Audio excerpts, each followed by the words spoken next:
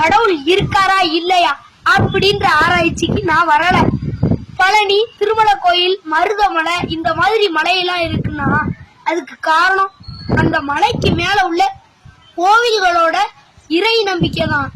இல்லைன்னா அந்த மலைகள்லாம் எப்பவோ கல்கோரியா மாதிரி காணாம போயிருக்கும்.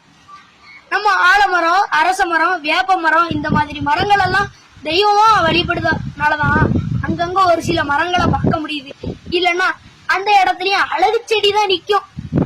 அகர முதல எழுத்தெல்லாம் மாதி பகவான் முதற்றே உலகு அப்படின்னு வள்ளுவனோட குரலையே இது ஒரு மூட நம்பிக்கைன்னு சொல்லுதவங்களாவே நீங்க இருந்துட்டு போங்க. மேல ஒருத்தன் இருக்கான், அவன் நம்மள பாத்துக்கிட்டு இருக்கான் அப்படின்னு தான் பாவ புண்ணியத்துக்கு பயந்து நிறைய பேர் நல்லவங்களா இருக்காங்க.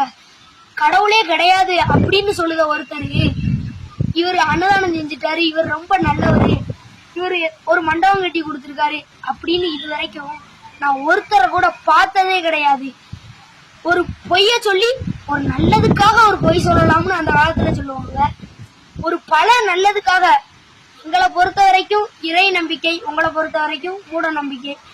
ஏதோ ஒண்ணு ஒரு நல்லதுக்காக இருந்ததுன்னா அதைத்தான் விடுங்களேன். அதையா சும்மா போட்டு பாடாப்படுத்துவீங்க?